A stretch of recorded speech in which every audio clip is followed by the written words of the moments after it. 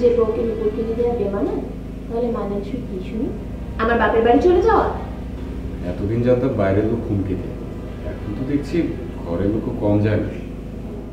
ঠিক আছে, তাই করো। তোমার সাথে আমি আর কোনো কথা বলবো না। সবাই দেখি আমার ঘুম পাচ্ছে, আমাকে শুতে দাও। সে কি, এখন তো খাওয়া দাওয়া হয়নি। আমার খিদে নেই। যাও, ভাবিদেরকে বলে দাও আর নিজের পেট পুড়ে এসো। যাও। আচ্ছা, আমি কি বলেছি যে তোমাকে দেবো না? দেবে? সত্যি দেবে? হ্যাঁ, চেষ্টা করো। দু একদিন পরে হলেও সমস্যা নেই, আমার কিন্তু নুপুর চাই। ঠিক আছে।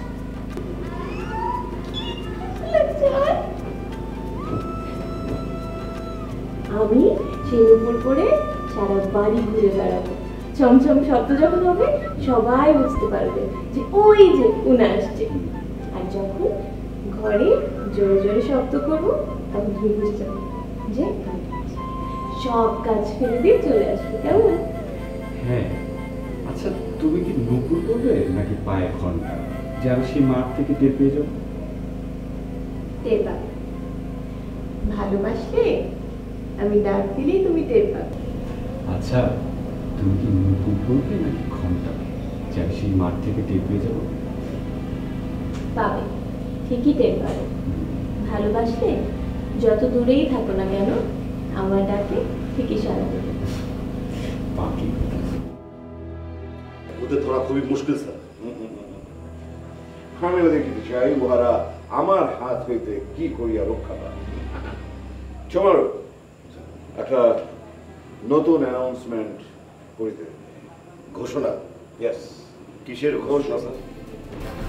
মানি। মানি, because village people are very poor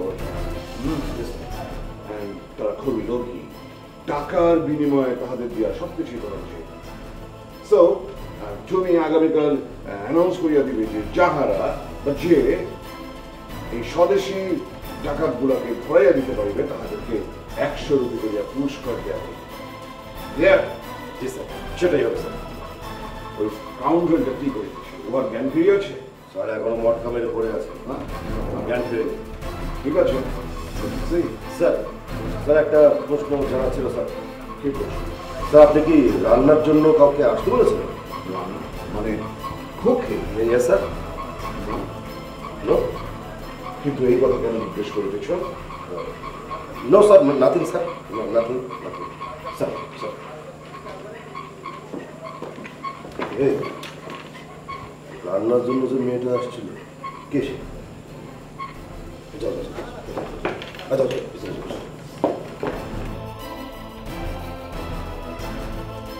এই রান্নার জন্য যে একটা মহিলা আসছিল না, কে সে?